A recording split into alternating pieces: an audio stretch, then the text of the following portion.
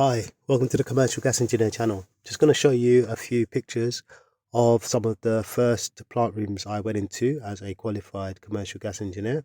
So this is just a few pictures of the plant room. Got some twin pumps here and an Andrews water heater, expansion vessel. Some good ventilation here on the right hand side, high and low. Flues being clipped just above the boilers. It's like a combined water meter and so you got, it says here CT pump, constant temperature pump, and the VT pump. I took a lot of pictures in this one because I was just qualified at the time, and so it was all new to me. So I was quite excited, and so I just got pictures of everything, of three-way valves. There was a lot when you first start out. There's a lot you don't understand or know at all. So I was getting pictures of everything. Yep, this is a pressurization unit. So this is a PU unit. KGN Pinninger, and we had a wheelo pump there, and this was the Andrews water heater. It was a Combi Flow 100. So year of manufacturer 2016, and this is inside the Andrews unit. There's twin burners in these, and you got a plate to plate inside them. They have a pump in there as well. There was the gas meter. You can see a gas supply up there. And these are the flues outside. They're room sealed flues. Nonetheless, this flue looks like it's terminating very close to the ventilation for the plant room, so that's not good. So here I am in another plant room. This was another one of the first plant rooms I had got into. So had a burner here. It's like a Hamworthy UR300. Likely my first experience with the UR300s, 88 kilowatt boilers. The units I recall this job. So on this particular job here, had to size up, I believe, pipework for a temporary boiler. And also, I believe service work was taking place on this one here. So they had 3 UR300s. I believe this was a care home. And we had to work out the gas supply in order for it to be adequate for the temporary boiler far away. And this is the gas meter. And this is that particular plant room with those 3 boilers in the care home. And this is the gas meter that would need to be connected up to serve the temporary boiler. And this is the pipework coming in. Got a gas solenoid there. Some leaking valves in the plant room. That's a control panel for this plant room. And this is a plant room where some servicing was carrying out. And you have some twin pumps over here on the left. And this here is my colleague's tool bag. He was quite happy about it, showing it off. How it was a good hard case with a lot of, he managed to cram a lot in there. Here you have it again.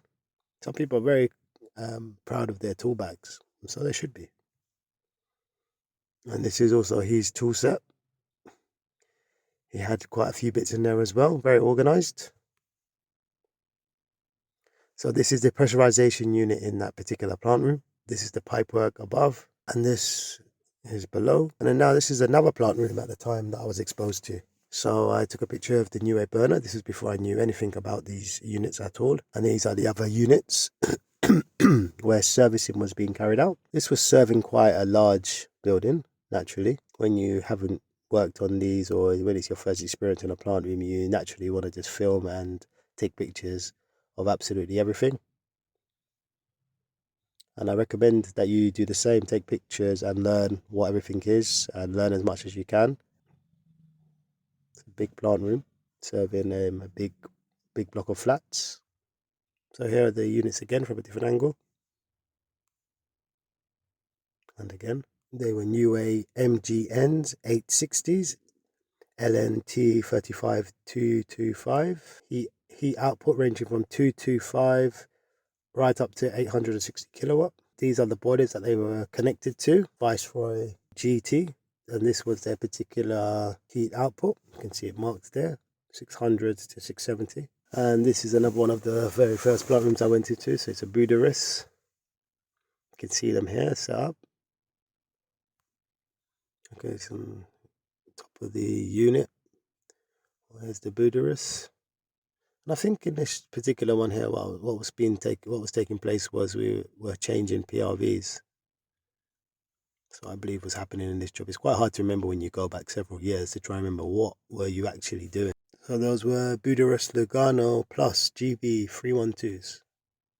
And I remember I was looking at some Stultsons in the Merchants and seeing how expensive they were. So I had to go on eBay. I believe, although we were doing the PRV, we were also carrying out work on the condensate trap. I think it was possibly blocked. And we were unblocking it. And there's the flue running all the way up the building. And this is a pressurization unit. This is probably some of my first encounters with pressurization units. So when you're not familiar with them, it could be quite tricky.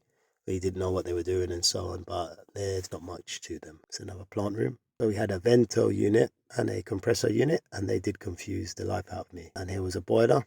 I recall in this situation here, there was pressure problems in this building, severe pressure problems. So there was a leak in AAV as well, hitting the ceiling when it was leaking. This was an MHS boiler. Okay, so you got the vento and compressor unit here.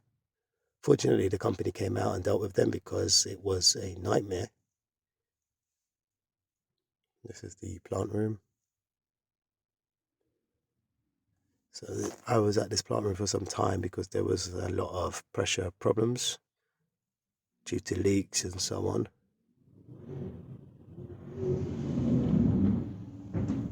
I recall changing some pipework behind this particular boiler here. There's another plant room where I had to oversee the changing of the flue system. It was from a normal flue to a flue dilution system. This particular site, I recall being under some pressure because I'd never turned on sites before for their heating. The valves had not only had the boilers been turned off, but for some reason they had closed the valves as well. So I had to open up the valves, and thankfully somebody left a note on there. It's nice when people leave notes, but at the time when I was inexperienced and having to reinstate heating to a building that had been shut off for the summer period, it was quite daunting. So here's the site with the burners and the valves that needed opening and the pumps that needed turning on. Decent sized plant room. I probably made these particular videos because I was possibly asking a colleague at the time with more experience for some guidance as to what to turn on and what I was doing, because I was probably worried that something was going to go wrong. But after a while, obviously you start to know what can go wrong, what can't go wrong with these systems.